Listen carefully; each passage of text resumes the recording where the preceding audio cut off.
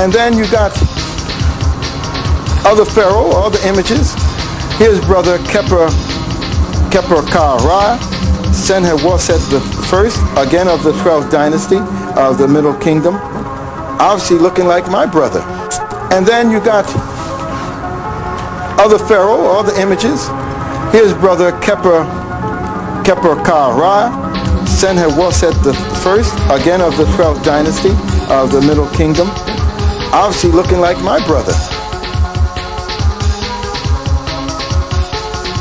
Senher-Woset I, again of the 12th dynasty of the Middle Kingdom, obviously looking like my brother. But here's my main man. He's got big African feet. Mentuhotep II. Now he was on the throne 2000 BC. But here's my main man. He's got big African feet. Mentuhotep II. Now he was on the throne 2000 BC.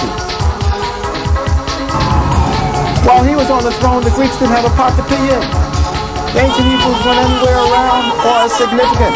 The Romans the wolves hadn't come up to nurture Romulus and Remus. Europeans wasn't doing a damn thing. And this brother was sitting on the throne.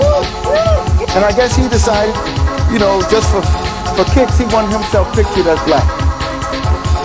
I would just like to draw the attention of people that black in statuary in ancient Egypt doesn't mean black skin.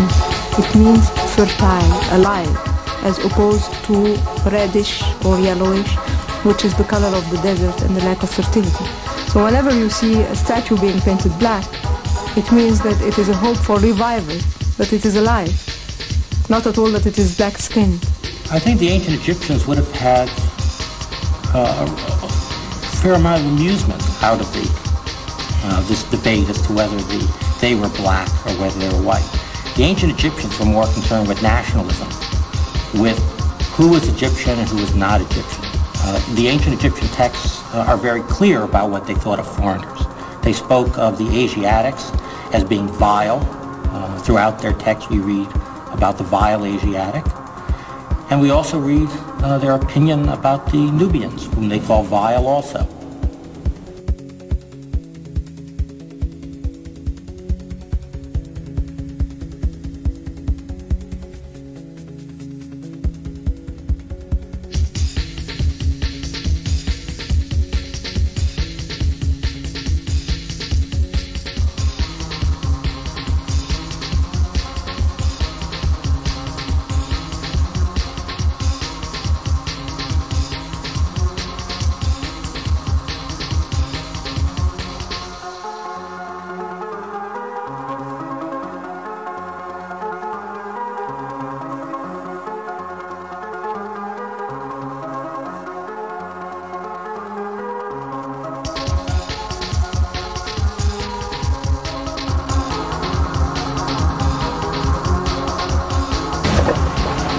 I don't think that the ancient Egyptians were any different than what we are.